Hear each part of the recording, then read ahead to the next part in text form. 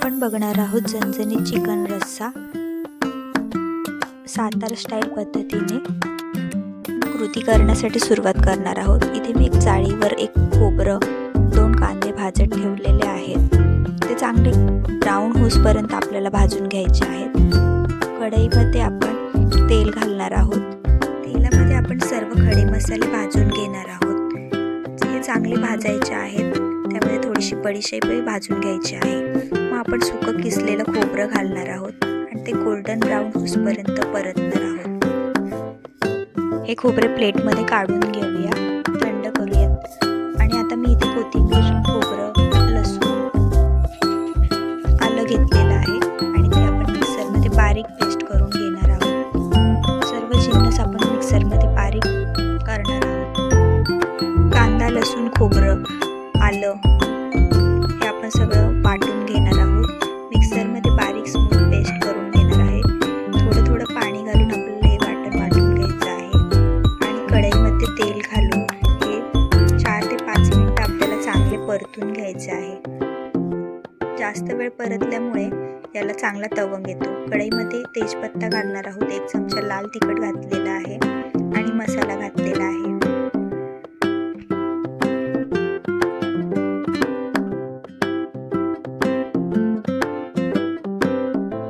इथे मी एक चमचा हळद, मीठ, धने पावडर, जिरे पावडर घातलेली आहे आणि मसाला चांगला 4 ते 5 मिनिटं परतून घेतलेला आहे।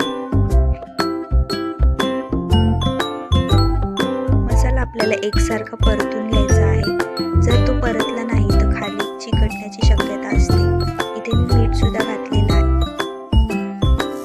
त्याच्यामध्ये थोडंसं पाणी घालणार आहोत आणि मसाला 2 मिनिटे उकळून देणार आहोत।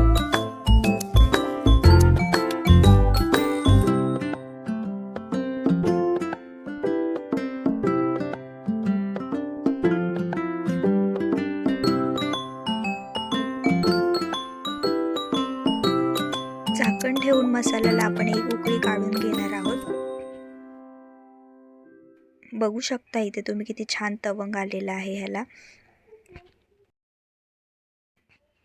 कुकरमध्ये आपण चिकन शिजवून घेणार आहोत। इथे मी 1 चमचा तेल घातलेला आहे। त्याच्यामध्ये अद्रक लसूणची पेस्ट घातलेली आहे, चिकन घातलेलं आहे आणि हळद, मीठ घातलेलं आहे आणि हे एकजीव करून परतून घेतलेलं आहे। 3 ते 4 मिनिटं परतून घ्यायचं आहे आणि 3 ते 4 शिट्ट्या आपण इथे करून घ्यायच्या आहेत।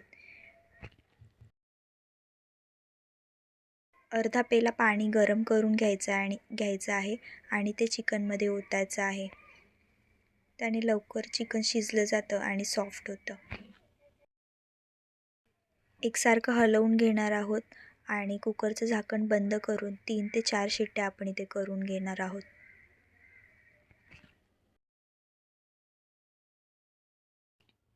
मसाला इकडे आपण छान परतून घेणार आहोत। तुम्ही बघू शकता इथे मसाल्याला किती छान तवंग आलेला आहे।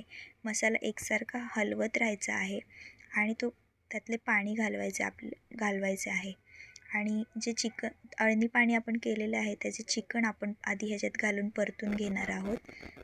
एकसारखे 2 ते 3 मिनिटं परतून घ्यायचे आहे आणि त्यातले जे अळणी पाणी असते ते आपल्याला ओतायचे आहे, जेणेकरून चिकनला छान टेस्ट येते।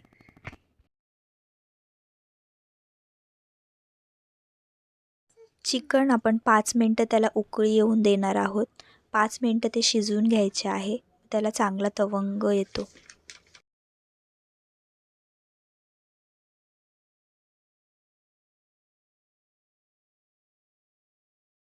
तुम्ही बघू शकता 5 मिनिटानंतर या कालवणाला किती छान तवंग आलेला आहे। कोथिंबीर घालून आपण इथे ताट सर्व करणार आहोत। झणझणीत चिकन रस्सा खाण्यासाठी तयार आहे। तुम्ही करून बघा आणि चॅनलला सबस्क्राईब करा, लाईक करा आणि फॉलो करा।